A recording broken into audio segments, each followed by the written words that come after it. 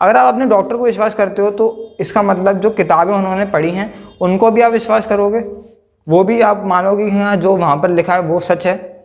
तो अब मैं आपको किताबों पे दिखाता हूँ जो MBBS की बुक्स हैं कि उनमें क्या लिखा हुआ है डायबिटीज़ के बारे में।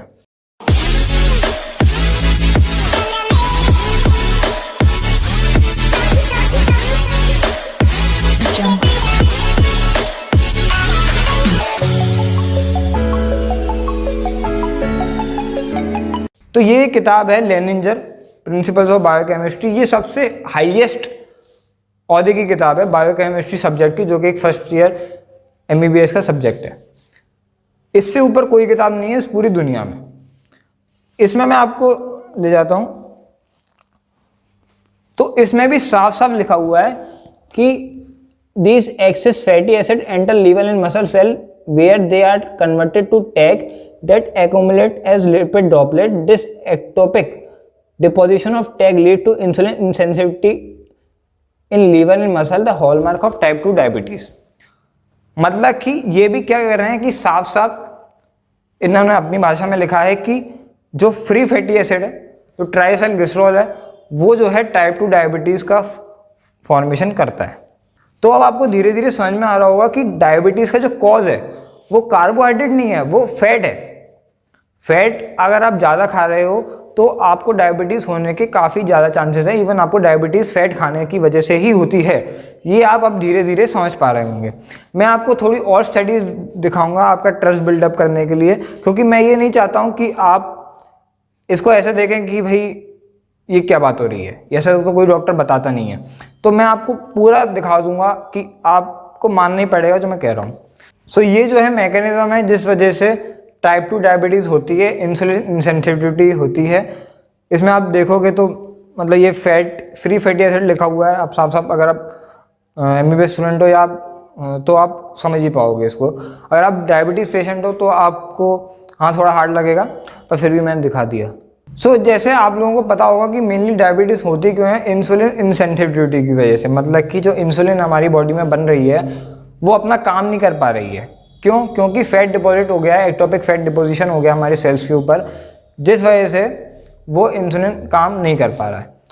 अब ये जो चीज़ है ये ऐसा नहीं है कि ये सालों में बिल्डअप होता है, मतलब ये बहुत शॉर्ट टाइम में देखा गया है। इवन 3 घंटे में देखा गया है कि जो फ्री फैटी एसिड अगर कंसंट्रेशन बढ़ता है ब्लड में तो इंसुलिन का इनहिबिशन हो जाता है, इंसुलिन अपना काम नहीं कर पाता है। सोचो आप, मतलब केवल 3 घंटे के अंदर।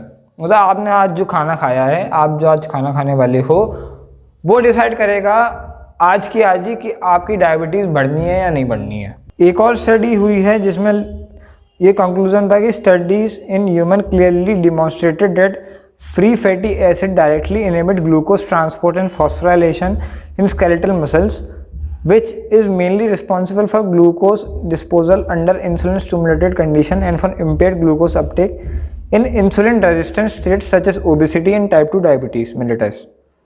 These findings also indicate an important role of nutrition, particularly increased consumption of lipid and free fatty acid for the pathogenesis of insulin resistance. So इस तरीके की बहुत सारी रिसर्चेज हैं, मैं पास टाइम नहीं है और ना आपके पास टाइम होगा कि वो हम सब देखें। मैंने इंपॉर्टेंट चीज़ें आपको बता देता हूँ। तो ये हुई, और अब आता है कि फैट में भी जरूरी नहीं है कि सारे फैट बेकार हैं। जैसे एक स्टडी हुई है जिसमें ये बताया गया है कि it has been postulated that the type of free fatty acid saturated or unsaturated is critical in the development of insulin resistance, as a degree of saturation correlate with the insulin resistance. Previously it has been shown that in diabetes patient saturated fatty acid cause insulin resistance, whereas unsaturated free fatty acid improve insulin sensitivity. Also studies in vitro have demonstrated that the saturated free fatty acid palmitate induce insulin resistance in skeletal muscles, whereas unsaturated free fatty acid oleate improve insulin sensitivity. मतलब कि हमें saturated fatty acid नहीं लेना है, unsaturated हमारे लिए अच्छा है। एक और स्टडी में आपको दिखाता हूँ। तो saturated and trans fatty acid savours a pro inflammatory state leading to insulin resistance. अब हमें ये तो समझ में आ गया है कि सैचुरेटेड फैट और ट्रांस फैट हमें नहीं लेना है, कम से कम लेना है, और अनसैचुरेटेड फैट खाना है। तो अब हम वो फूड ढूंढते हैं जिनमें कि अनसैचुरेटेड फैट ज़्यादा है और सैचुरेटेड फैट कम है। तो अगर आप ढूंढने जाओगे ये चीज़ तो आपको पता चलेगा कि जो इतने भी एनिमल फूड्स हैं, मतलब कि अंडा, मांस, मुर्गा, दूध, जो भी एनिमल से आते हैं उनमें सैचुरेटेड फैट का जो कंटेंट है वो काफ़ी ज़्यादा होता है। ओवरऑल फैट भी उनमें काफ़ी ज़्यादा होता है, दूध में बहुत ज़्यादा फैट होता है, और सैचुरेटेड फैट मेन होता है जो कि बहुत ज़्यादा होता है, और ट्रांस फैट भी होता है इवन मिल्क में, जो कि बहुत बेकार चीज़ है। ट्रांस फैट तो बहुत ज़्यादा बेकार चीज़ है, मैं आपको क्या ही बताऊँ। सो अब आपको एक चीज़ जानने की ज़रूरत पड़ने वाली है, वो है वीगन्स। वीगनिज्म क्या है? तो वीगनिज्म क्या है कि एक फिलॉसफी है कि एनिमल्स का वो लोग जो है यूज़ नहीं करते हैं किसी भी तरीके से, चाहे वो खाना हो, चाहे वो पहनना हो, कैसे भी हो, एनिमल्स का यूज़ नहीं करना है, because animals have the right to live and हमें उनको नहीं मारना चाहिए फॉर आवर यूज़। इस फिलॉसफी में जो लोग जीते हैं, जो लोग मानते हैं, उनमें ये देखा गया है कि वो लोग जो है डायबिटीज़ से कम प्रोन है, उन लोगों को कम डायबिटीज़ होती है। जैसे कि आप एक स्टडी है कि a major finding of the current study is that vegans are more insulin sensitive. We found that vegans have lower fasting plasma glucose and insulin levels and higher insulin stimulated glucose disposal. तो ऐसी और भी बहुत सारी studies हैं। तो ये पता चलता है कि जो लोग ये फिलॉसफी पर चलते हैं वो कहीं ना कहीं अपने आप ही कम डायबिटीज से प्रोन होते हैं, क्योंकि वो एनिमल फूड लेते ही नहीं है। वो मांस, मुर्गा, मच्छी खाते ही नहीं है, दूध पीते ही नहीं है, वो खाते ही नहीं है, दूध, घी, पनीर लेते ही नहीं है, तो उनमें वो जाते ही नहीं है बाई चांस। तो वो लोग क्या होते हैं, ज़्यादा हेल्दी हो जाते हैं।